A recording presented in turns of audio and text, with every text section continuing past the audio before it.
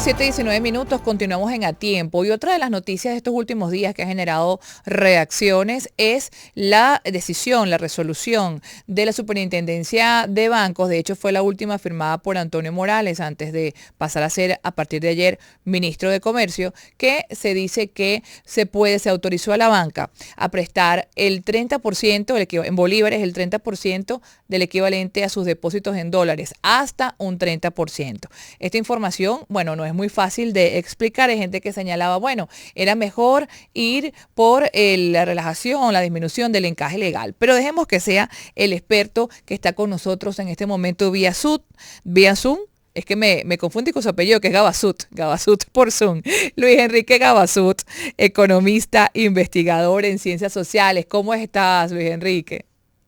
Muy bien, Ginette, buenos días, gracias por la invitación y Ya bueno, un tienes título para la saludo sección, Gabasut por Zoom. a Bastón por Zoom, qué A ver. bueno, qué bueno. Bueno, un saludo para todos y gracias por la invitación.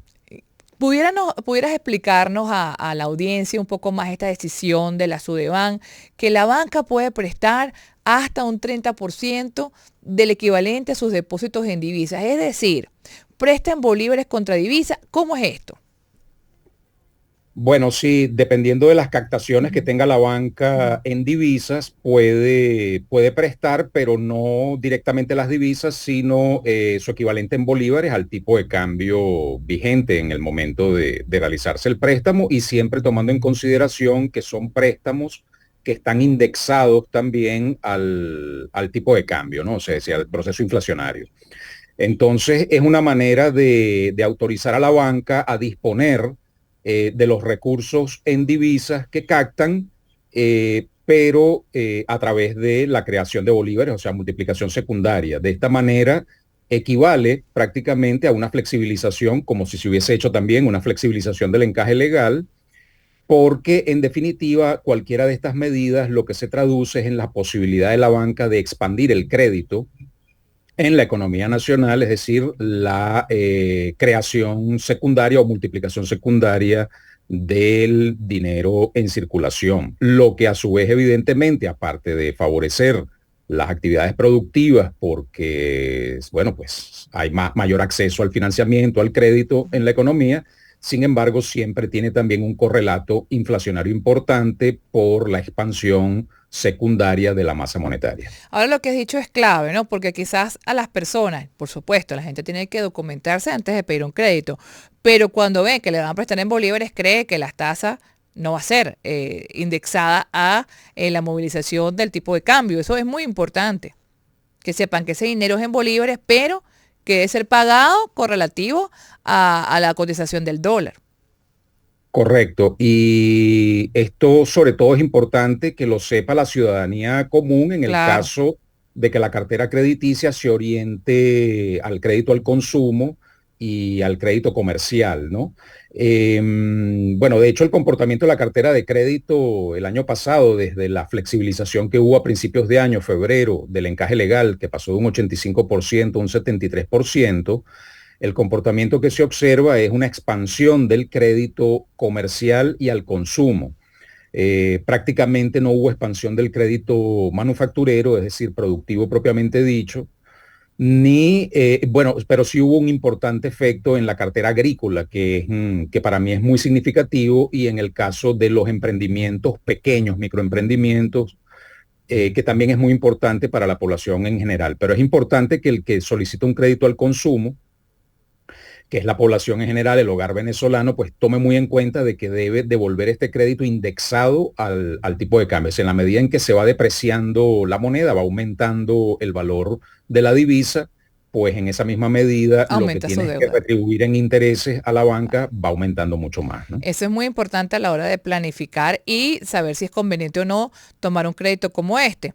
Ahora, se dice que la banca ya tenía esta orden de dar hasta el 10 y que fue muy cautelosa. ¿Crees que en esta oportunidad hay incentivos para que la banca sea menos cautelosa?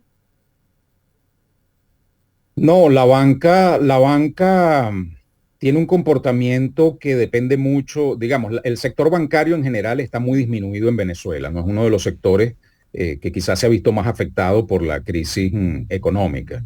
sus ingresos complementarios a través del cobro de comisiones y ese tipo de cosas es muy importante para el sostenimiento de la banca, pero también la actividad cambiaria que efectúa la banca en las mesas de cambio. De hecho, claro, aquí hay discrepancias entre los economistas, no es un factor que esté totalmente de consenso, pero al parecer el comportamiento de la banca utilizando la posibilidad de expandir la liquidez monetaria y aumentar el crédito ha sido desviado hacia actividades de búsqueda de rentas, cargando sobre la demanda de divisas en las mesas de cambio. Y esto era un componente importante de la hiperinflación o del proceso hiperinflacionario en Venezuela. Por eso cuando se aumenta el encaje legal radicalmente a finales de 2018 por parte del gobierno, comienza a observarse un abatimiento del proceso hiperinflacionario, ¿no? Entonces, no quiere decir que este sea el único factor, hay un factor muy, muy importante también, que es el crédito deficitario al sector público, es decir, los préstamos que le hace el Banco Central de Venezuela al gobierno para financiar el déficit fiscal, el gasto público deficitario, sobre todo el gasto corriente, y esto también tiene un impacto inflacionario muy importante por la expansión, digamos, sin respaldo en aumento de oferta de bienes y servicios que tiene la masa monetaria en Venezuela. Entonces es un fenómeno bastante complicado.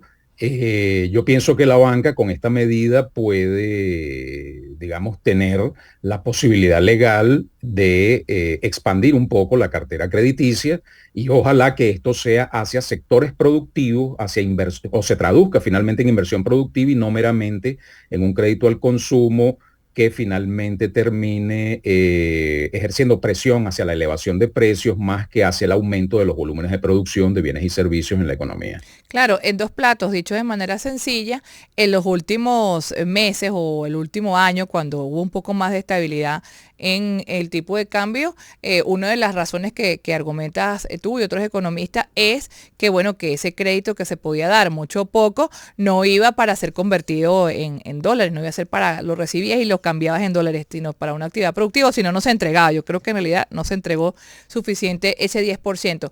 Ahora, con respecto a este nuevo tiempo que viene, tomando en cuenta lo que nos pasó como país estos dos últimos meses, ¿cuál crees tú que fue la clave para que lo que iba más o menos encauzado se disgregara un poco y entramos en este 2023 que hemos entrado pues duramente a nivel pues de precios y otra vez tratando de recomponer la casa financiera y económica para que haya otra vez un poco de un camino que permita planificarse en el tiempo, Gabasut?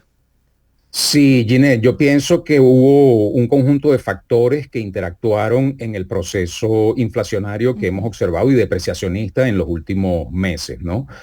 Un elemento a considerar desde el punto de vista interno y de política económica es el tema del impuesto general a las transacciones financieras, que aun cuando es pequeño, solamente de un 3%, sin embargo, desató presiones especulativas al alza de los precios en muchos comerciantes, ¿no? Muchos empresarios.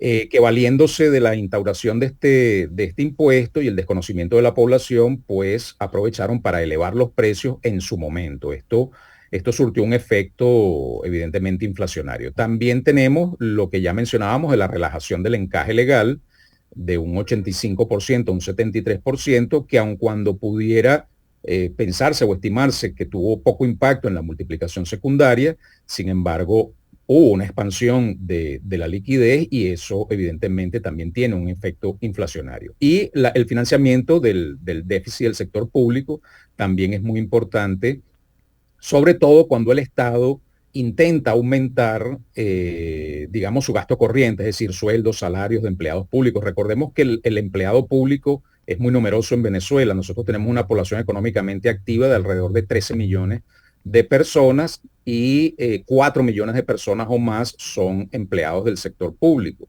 más la carga laboral, digamos, la carga que tiene el Estado adicional de 3 millones o más de pensionados y jubilados. Entonces, eso es un tema de gasto corriente muy importante que si se financia con, digamos, con crédito y no con ingreso real, con ingreso tangible, pues va a tener un efecto inflacionario importante. Pero hay dos elementos también a considerar, Ginette. Sí. que no tienen que ver con lo interno, sino con lo externo. Acuérdate que el mundo está sufriendo un proceso hiperinflacionario, inflacionario global También. importante, ¿no? Y siendo Venezuela una economía de puertos que depende mucho de importaciones, evidentemente la inflación internacional se va a trasladar a la inflación interna, ¿no? Y además un fenómeno que poco se menciona, pero que también es muy relevante, la economía digital, el tema del desplome del mercado de las criptomonedas a lo largo de 2022. Ujú. Muchos jóvenes y mucho, bueno, población en general en Venezuela se han estado refugiando para, digamos, su valor, su poder adquisitivo en Bitcoin y en otras criptomonedas. Cuando el Bitcoin y otras criptomonedas se Cayeron. desploman a lo largo Ujú. de 2022, estas personas venden sus criptomonedas, salen de sus posiciones en criptomonedas y tienden a cargar también sobre la demanda de divisas directamente en el mercado cambiario. Y eso también tiene un efecto importante en la depreciación que hemos observado y su consecuente efecto inflacionario en mi criterio. Interesante ese punto. Muchísimas gracias por habernos dado, bueno, esta especie de clase de verdad para que podamos ir poco a poco entendiendo y al tener la información hay el poder también de ir a preguntar por un crédito, ver cómo nos beneficia, si podemos o no contratar los amigos, porque al final ese es el objetivo.